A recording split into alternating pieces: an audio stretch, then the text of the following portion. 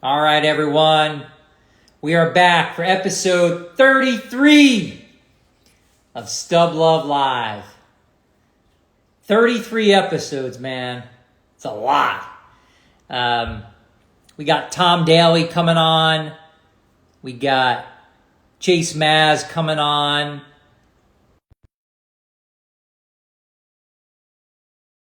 I got a lot of people coming in here.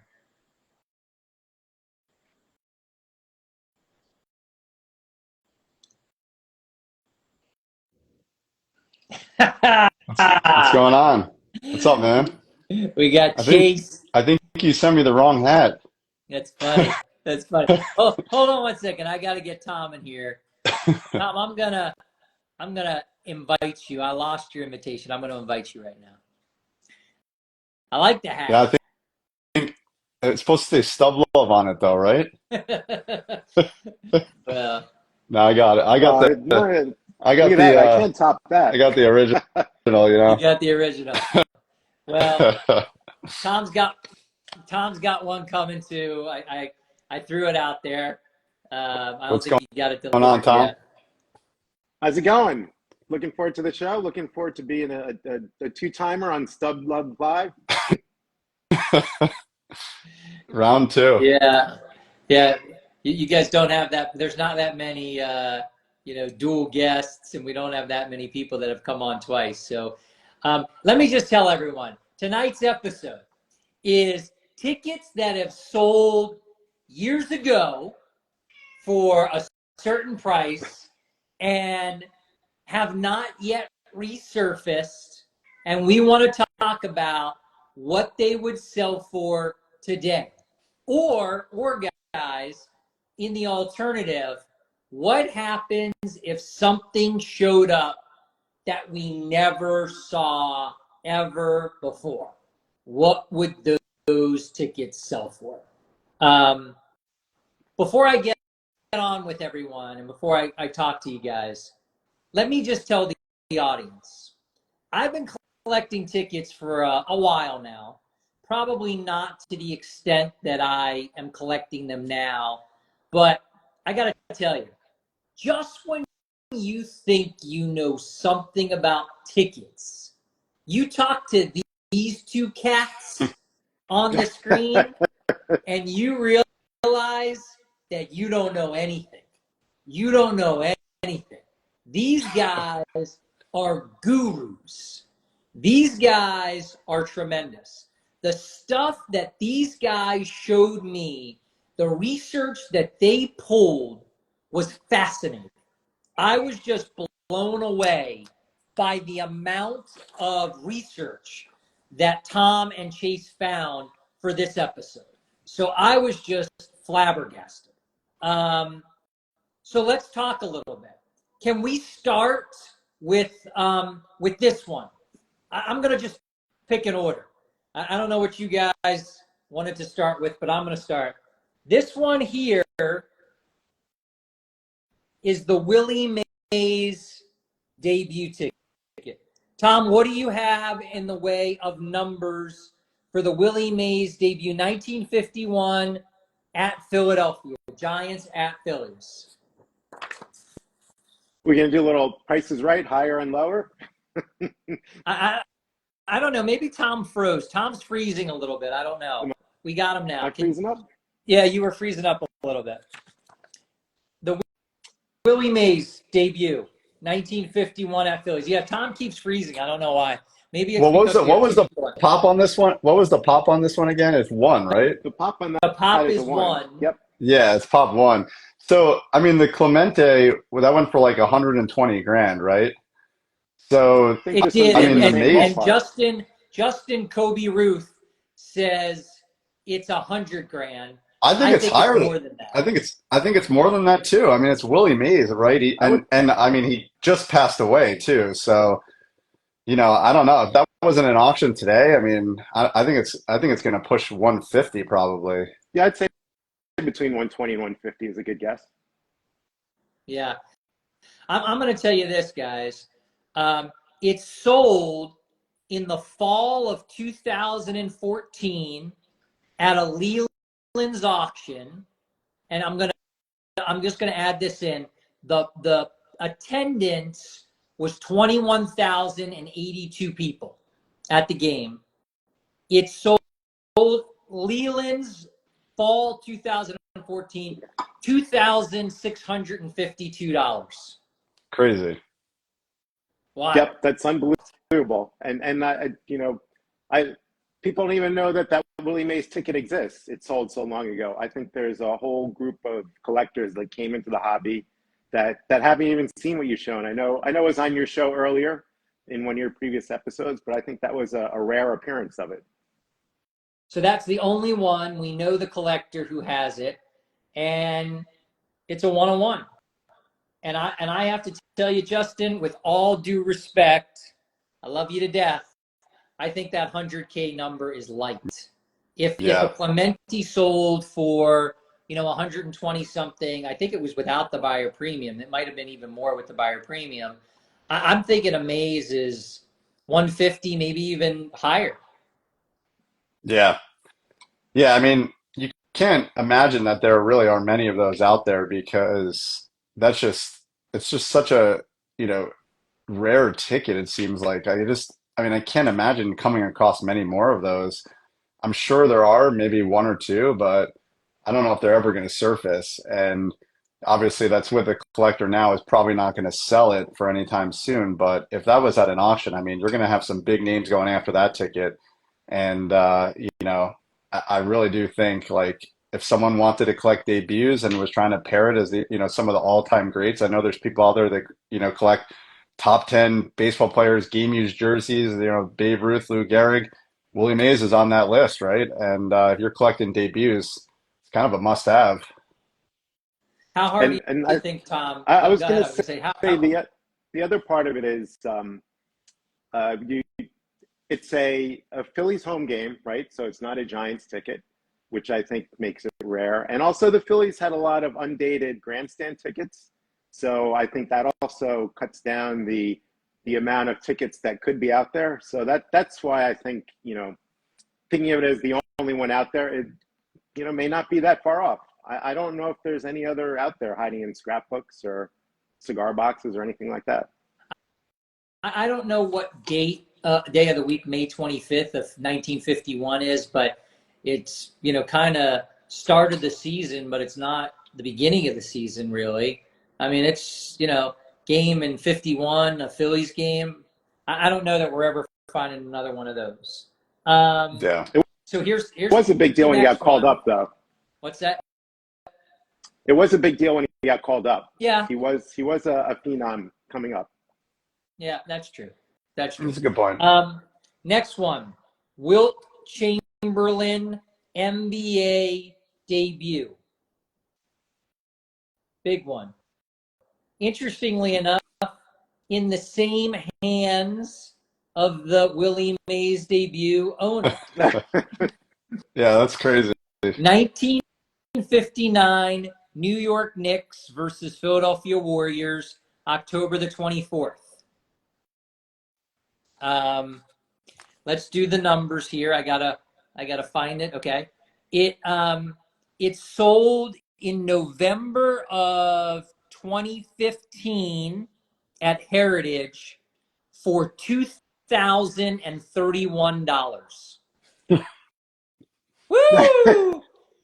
I mean, yeah, if you were collecting debut tickets prior to 2018 basically, then you had a lot of foresight and you were really lucky buying up some of these because I mean at the time it probably seemed like a lot of money too for a ticket and for a debut. And now I mean what that in my opinion that's probably what 75,000 maybe. I think it could be more.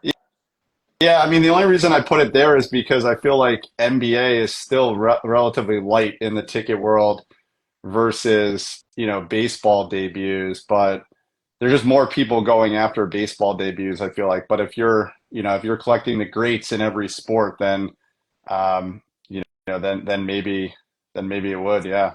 Yeah, I mean, I think it might be on par with the Wilt 100 ticket. And those have kind of gone up and down, but I think that's that's sort of his big game. I think that's the big basketball ticket. So I would see it being on par with that ticket.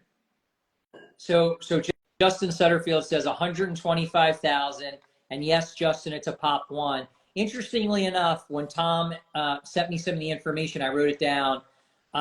So it sold originally November 2015 for just over $2,000, and then it was sold again on Heritage. I guess the person who bought it sold it through Heritage, kind of like, you know, if you buy something, they make some things available and you can make offers to the seller. So it sold again in August of 2016 for $2,641. So $2,641. That second one was an offer that wasn't accepted. Oh, was not accepted. Okay. Yeah, it's interesting. Heritage lists those, and I thought it was kind of interesting that somebody made an offer right after it for a little bump. Yeah. Well, smart that the seller didn't sell it for that little bump.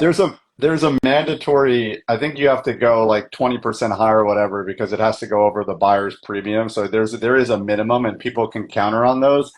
But obviously the person turned it off soon after because I think if that was still listed in somebody's Heritage, I think there'd be a lot bigger offers on that right now. I'm sure. Okay, so here's the next one. This is a more recent sale, but we also know who the buyer is of this. The only Roberto Clemente debut ticket. The only one known to exist.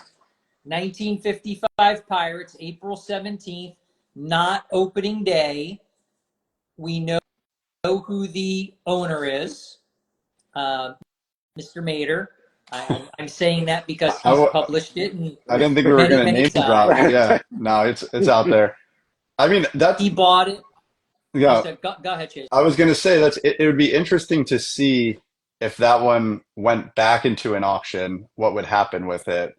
I don't know if it would go higher than what he paid for it, right?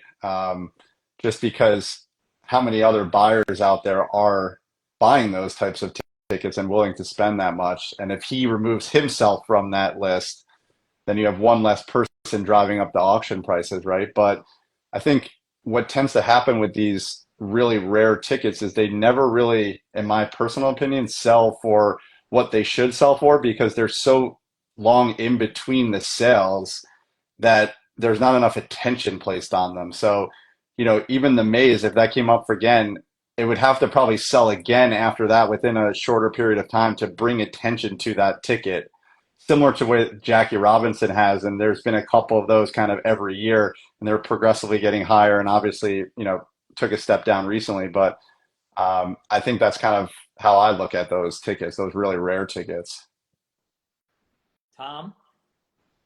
So, I mean, it's a good point about, you know, removing one buyer. And I think, but one thing is when it gets to auction, you know, kind of all bets are off, especially these auctions where one bid increment could be, you know, $20,000, $30,000, $40,000. So if you get a couple of bidders that really go after it, you know, who knows what will happen. But, you know, we talked about the Mays debut going for 120 to 150. So I would think that the Clemente would be solid over 100. This sold in Leland's spring of 2023, 121,000. I think there was a buyer premium on top of that. It's a pop one, 20,000 in attendance. So a lot of people attended that game. Okay, so here's an interesting one. Popular one everyone wants. 1974 Indians. 10-cent beer night game. I think we were bringing this up. You're just upset. You're just upset, Chase. I am. You lost out on one. I did. Yeah. So 1974 Cleveland, June 4th. The numbers I have on it through Tom and his research. Hold on one second. I have to find it. I've got so many numbers everywhere on this. Oh, here it is. I was going to say it's worth saying when you look these up. That's the PSA pop report. So that's a ticket where I think there's a lot that are ungraded around. So Justin I think it's, Sutterfield, big expert, says 5K. I think I think he's that's right. high. I think that's kind of high. I don't know. I want to get the price down a little bit more, but no, I mean it's just an interesting one because with Disco Demolition, right? There's just so many of those out there, and this is kind of on par with that, is that quirky kind of thing. But who's to say that one versus like the Senators, what's 1971, like last home game and stuff like that with the ride on the field. I mean, you could pick one of those up for a couple $100 on eBay every now and again.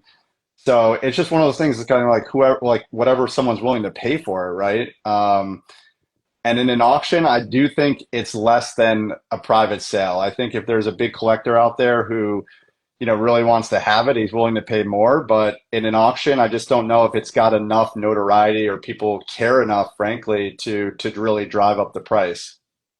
So no auction sales of this 10-cent beer night ticket, and it's a pop 3 in PSA's pop report. So pretty rare. but I think, it's a ticket that gets asked about all the time. You look Yeah. in boogers, it comes up, I'd say once a month, once every other month, somebody just kind of says, anybody have this ticket? Yeah. If they did, they should contact me. I know Jeff Cherokee Ferguson just posted not too long ago on Boogers, a big collector, newer collector to the world of tickets, but he just posted it. He picked one up. I don't know what the price is. It didn't have a price, but I'm good for him. in the That's market a great for one too. So Chase, look out, watch your back. We gotta find consecutive seats. I like that idea. So it's funny. Someone reached out to me just today, coincidentally, about this ticket. 1962 St. Louis Cardinals ticket, opening day, but important because it just happens to be the first game in New York Mets history. So New York Mets opened their history in 62 on the road in St. Louis. This is a small little stub. Here we go. Let's do it. Hunt auction, April of 2022. So not that long ago. What do you guys think it sold for back then? Oh, I think I remember. So I'll let Chase go. Oh, I think like $500 or something, right? $4,093. Oh, it was that much? Oh, I Yeah. didn't realize back then. Wow, Yeah. okay. That was a pretty big number back then. So my buddy Rob Pagan, he needs the ticket as a Met fan. I know a lot of Met fans want it. Someone asked me someone texted me today, hey, do you have a first Mets game, 1962? But I'm only looking for it as a full. Oh, wow. I'm like, Yeah. good luck. Good luck. Yeah. Justin said he got asked the same question. Here it is. The attendance was only 16,000. Pop in PSA, Tom, how many? Pop one, right? Pop one.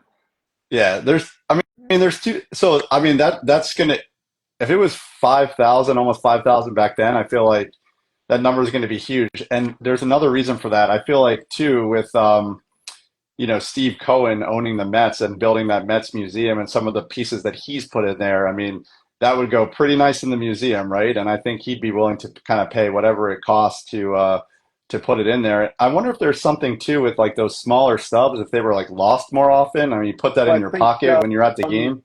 Yeah, Howard, if you show that image again, you can't really see there's no year on that image, so you see the date. So you got to know that April 11th, Wednesday. You really have to know what you're looking for with that ticket. Yeah, So that's a tough one. You kind of, I mean, that was massacred. That was massacred by the ticket ripper, Oh, absolutely. Well, one good thing about everyone else, I hate the Mets. I got no interest in that ticket. I got no interest in that ticket. You guys can have it, but just goes to show you how much interest there is in it. Because, like I said, I got asked about it today. Justin got asked about it today. You think 20? 25. Wait. Justin just posted 25,000 for that? Really? I don't know. That's a lot. That Yeah, that's yeah. There's I don't know. So there's I Chase, mean, we don't see yeah. that many people chasing those first game tickets like we Yeah, see no. debut tickets. So No. Oh, $25. $25. He's a Mets hater too, so Yeah. there you go. I see John Caniglio on. He's making some comments, but another New Yorker. So we'll let him do what he needs to do. That's okay. We'll let him do what he needs to do. All right, here's the next one. This is also more recent. Roger Staubach, NFL debut. I will tell you that this is in the PSA Pop Report. It is a 1969 Cowboys ticket, Cowboys versus Cardinals. I know for a fact that there is a second one out there, maybe not in PSA because I owned it and traded it to somebody. That one that I just showed sold in July of 2022 in a golden auction. It is a Pop One, 62,000 people in attendance, $7,500. Wait, the one you sold wasn't slabbed, and was it Was signed? not Was it signed signed? either. Okay. Nope. Yeah. Actually was part of a deal to the person who owns this one. Oh, okay. Interesting. So I'm the actually only surprised it's only a pop one. To tell you the truth, Yeah, I me too. Me too. And to be honest with you, the only two that I've ever seen is this one and the one I traded and made a deal on, and that buyer owns them both. So So these Cowboys collectors, I had I went to a yard sale and picked up a couple of things, and one of them was like an early Cowboys program, and I mean they go wild for this stuff. So I do feel like some of these older Cowboys collectors, there's some of them probably out there somewhere. And the Cowboys tickets, they do tend to pop up. I mean, I'm surprised there aren't more of these stuff. Like maybe people just don't know what it is, right? So I'm not sure it would be that much higher than what it went for in the Golden auction, especially that was 2022, which, tickets are a little bit lighter than they were a couple of years ago. But yeah, you never know.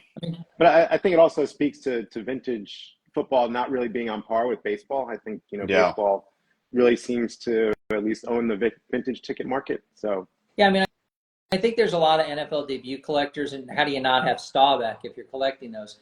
Justin said 6 to 8K tickets to history. John Caniglio just noted early Cowboys tickets are tough to come by, and that's true. So let's talk about a couple we don't have images of because no one's ever found them. A Lou Gehrig Major League debut, 6/15, 1923. Pop, 0. Attendance, about 10,000. Wow. Mr.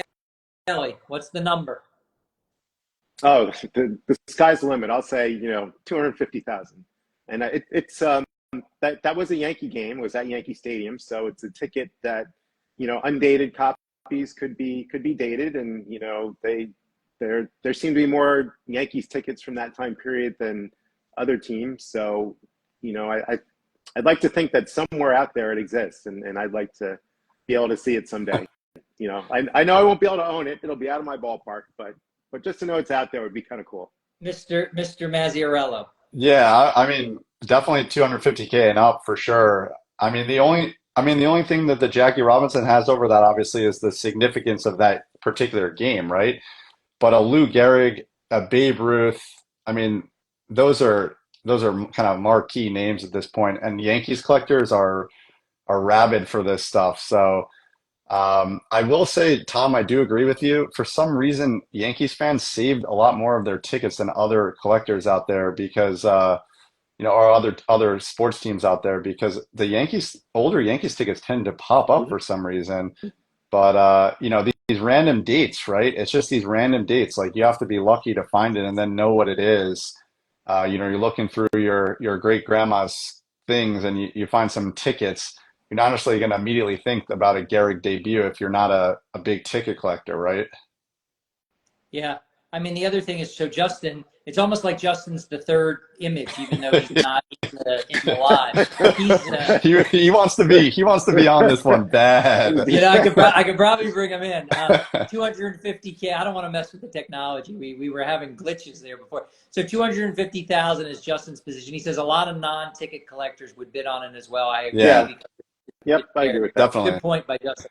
I mean that belongs in the Yankees Museum, or belongs in the Hall of Fame. I mean, you know, that's one of those things that you never really know until it goes to an auction, and then you got a bunch of people just going after it.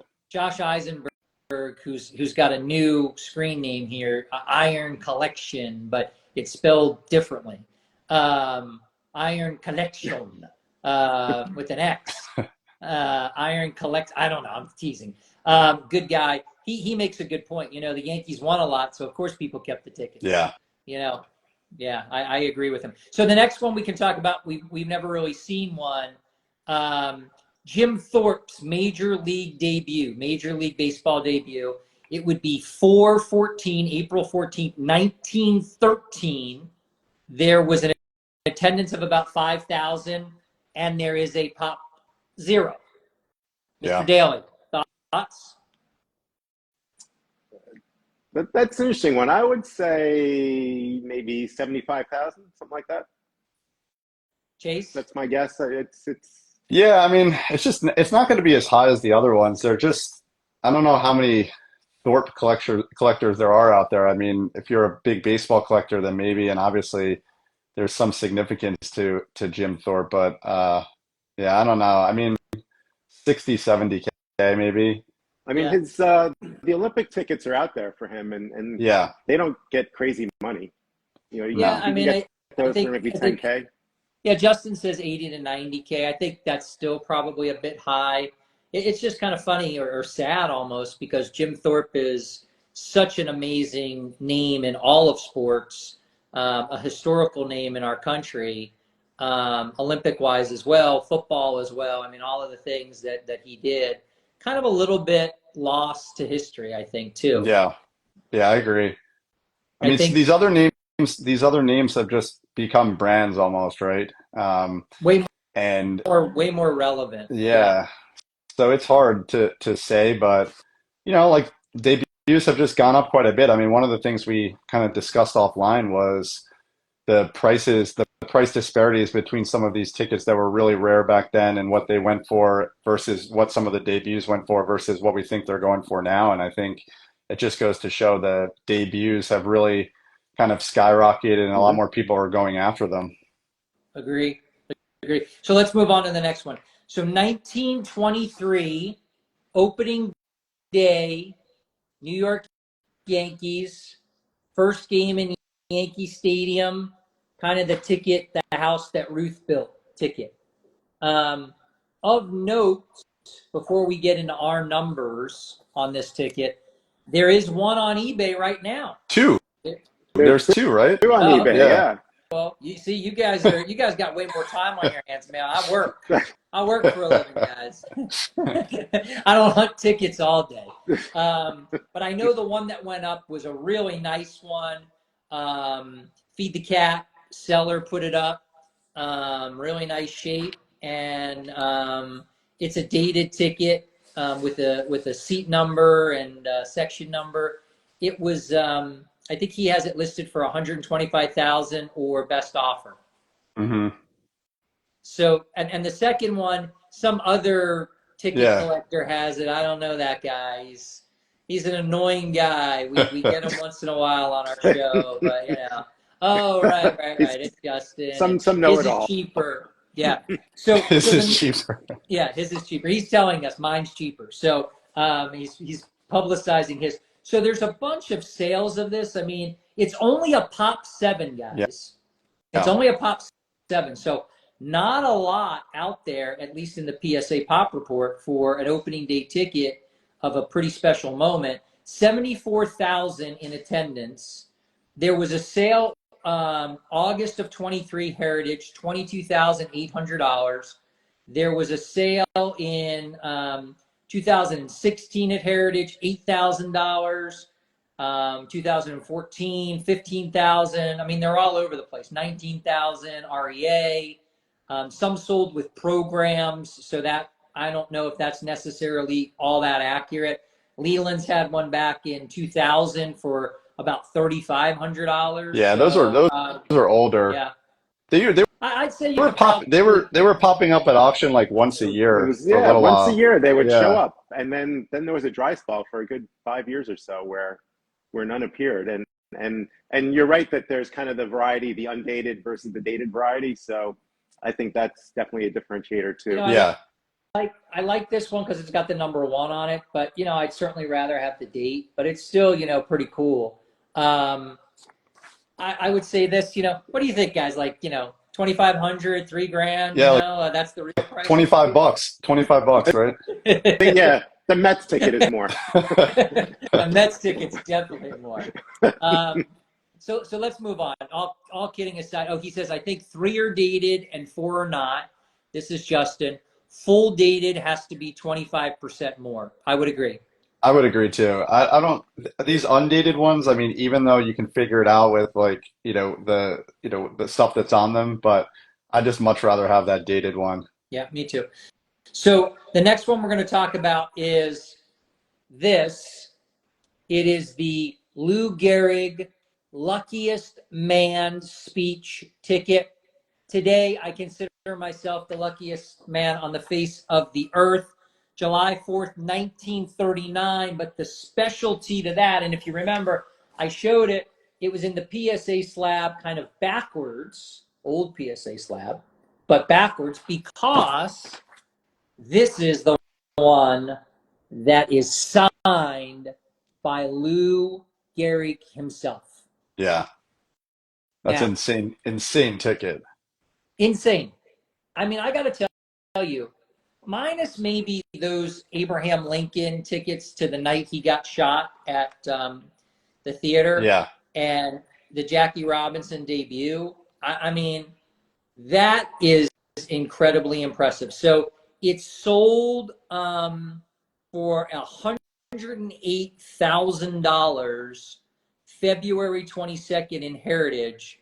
And then there's been some sales of them that obviously have not been signed, a few in the $30,000 range.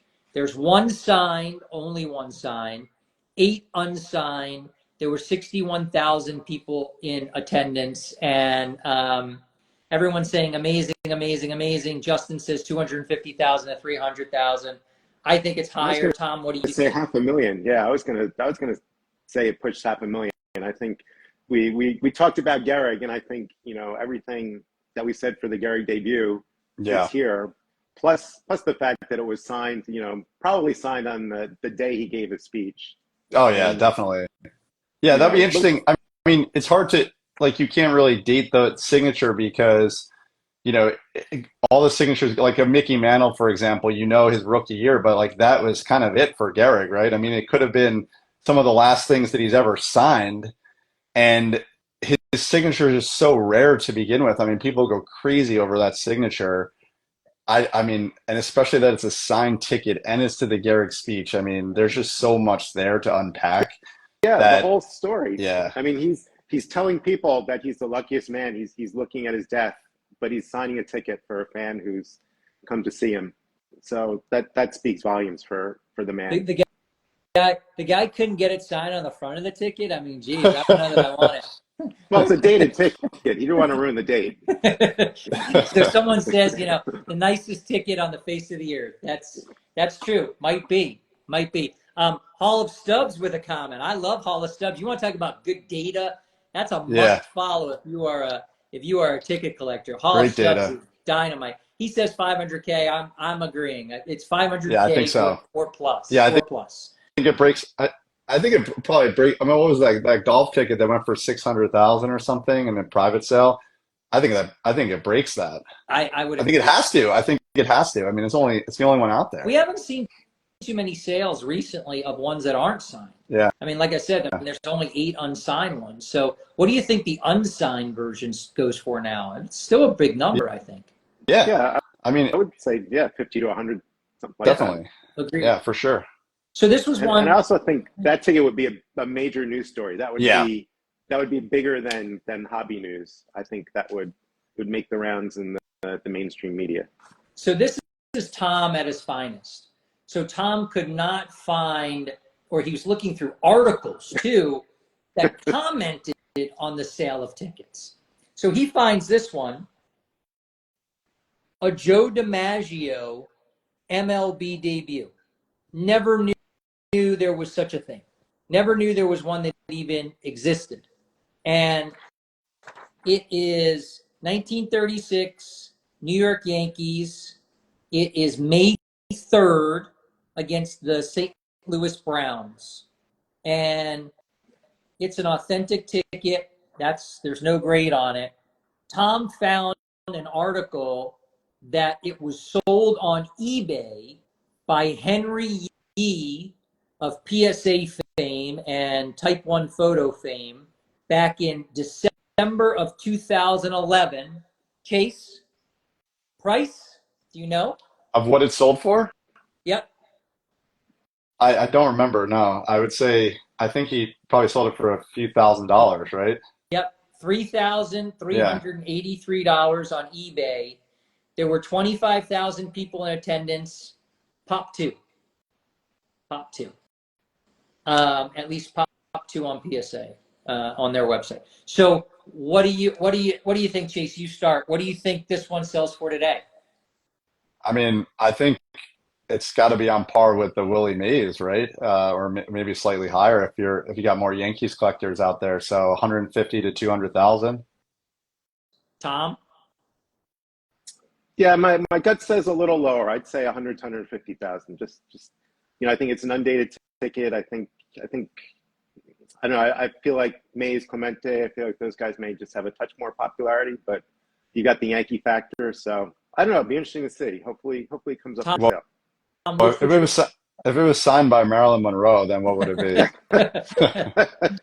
a lot. Justin says 75,000 to 100,000. I think Justin's on the money. So here, Tom, and I know what you're going to say to this, so I'll follow it up. So Joe I'll do a little bit of the gauntlet. This is the Joe okay. DiMaggio debut or Roberto Clemente debut? Joe DiMaggio. Yeah, easy for a Yankees guy Yeah. or a New York guy. So yeah, I mean, I think DiMaggio's pretty rare. So Chase, Joe DiMaggio debut, Willie Mays debut.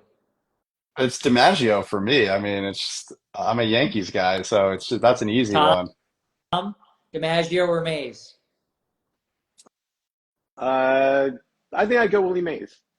Yeah, I think I would too. I like Joe, and he's awesome, but Willie Mays was the best to ever do it. Mays all day from Sutterfield. Wheeler's Collectibles, Mays all day too. Yeah, so here we go. A lot of Mays people. You need like a live poll here, Howard, so we can Yeah. get everyone to vote. Well, we can do a little of that. So here's another Tom Daly with amazing research. I didn't even think about that. Mark Weaver says both. So this is 1935 Pittsburgh Pirates. It's a Pirates versus Braves game. Ruth home run, 7-12, 7-13, and his final home run of 7-14. Babe Ruth, final 3 home runs. Pretty darn amazing. Let me find it on the paperwork here. It's sold, so there are 3 in the PSA Pop Report, 10,000 people in attendance. The only known sale that Tom could find was a Leland sale in the spring auction of 2014, $9,727. Kobe Ruth _ Justin Sutterfield, $50,000. Mr. Daly. I'd say higher. I think it would be more like 75K. I think I don't know. I feel like that's a big Ruth ticket. So I don't know. I'm going to go higher than Justin. Chase, which would you rather have? That ticket, the 7-14 home run, or would you rather have the opening day at Yankee Stadium, 1923, Ruth Homer's house that Ruth built is established. Yeah. Well, I mean, from a rarity perspective, it's those three, but for me personally, it's that opening day because I'm a Yankees opening day collector, and Ruth home run, it's just so historic, right?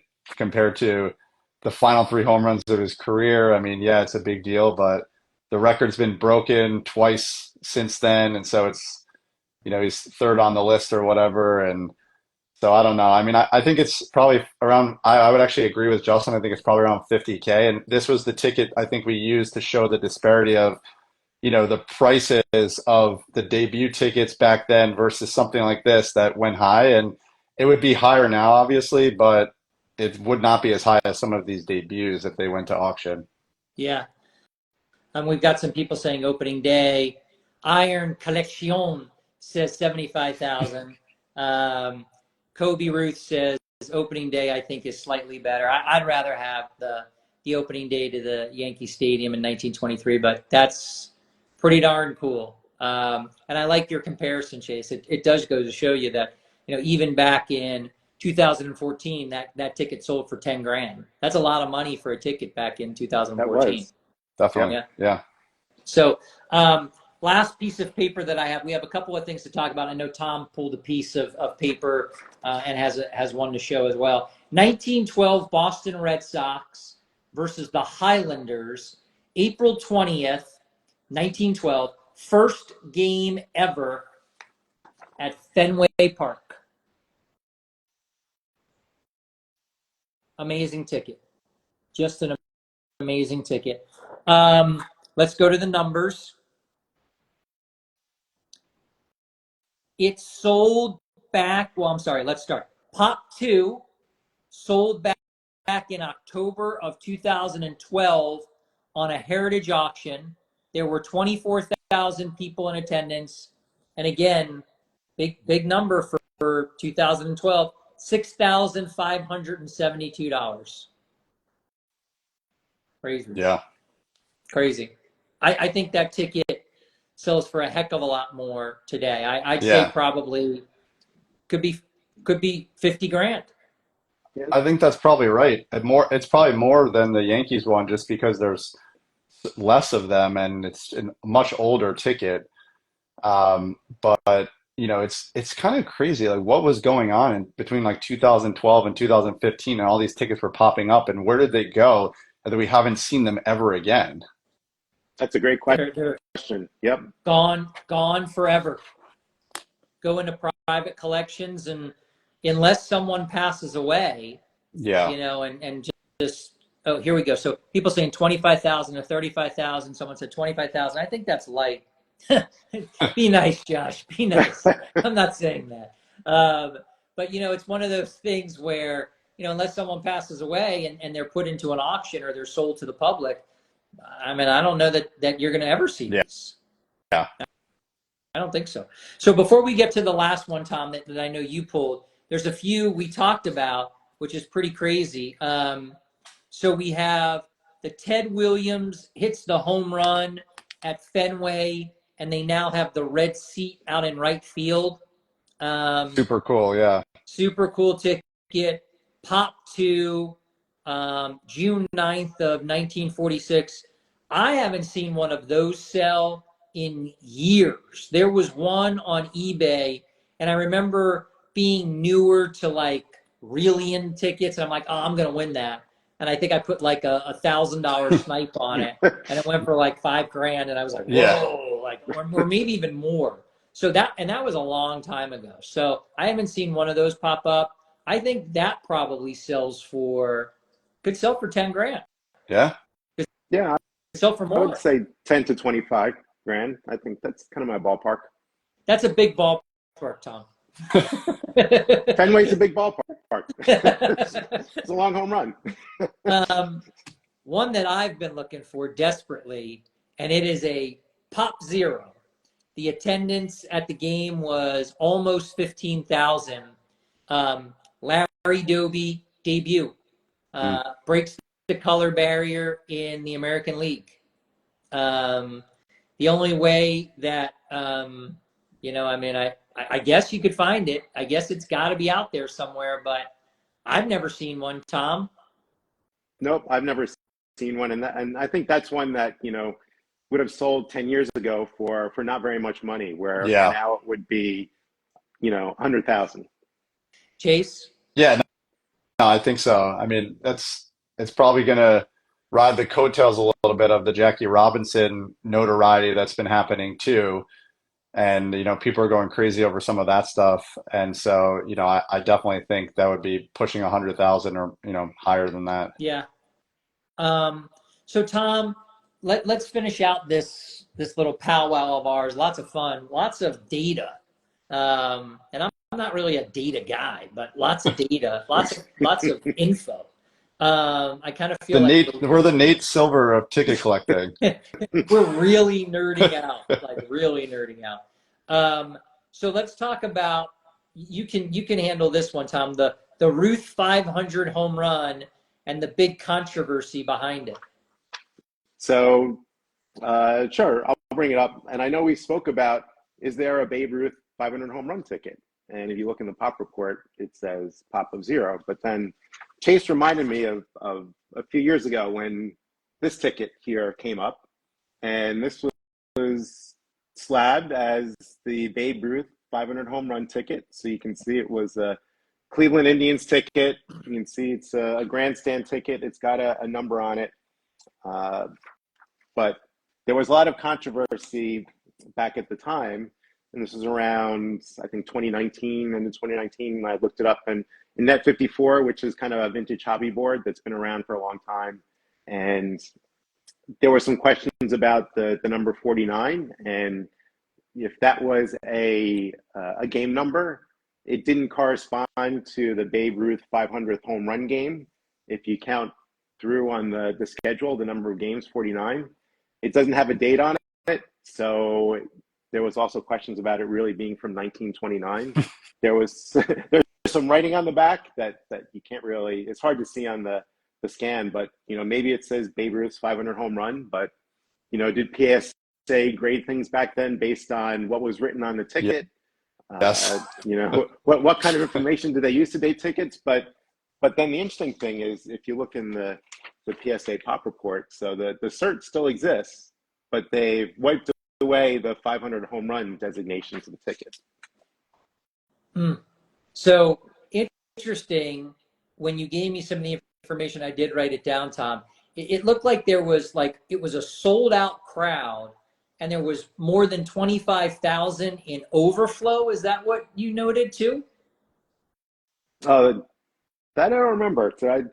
Was it that big a crowd? Yeah, I mean, I think it was a big crowd, just lots of people, and I guess not even one has really surfaced. So although that slab with the PSA slab, that's not valid anymore, and it's not really true. So Yeah.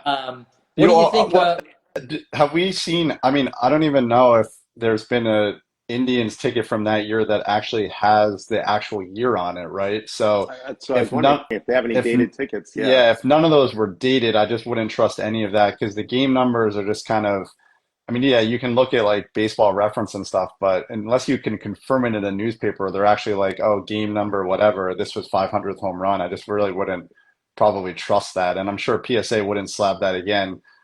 They've kind of learned their lesson there. So that was, yeah, the person who had that, they had listed on eBay, I think for like 100,000 or something like that at the time. And then it got pulled down when all this controversy was happening. And I don't know if he still owns it or not, but yeah, I mean, if that was an actual ticket dated, went to auction, I mean, there's some probably pretty big numbers on something like that. I mean, you have to think like 150, 200K maybe.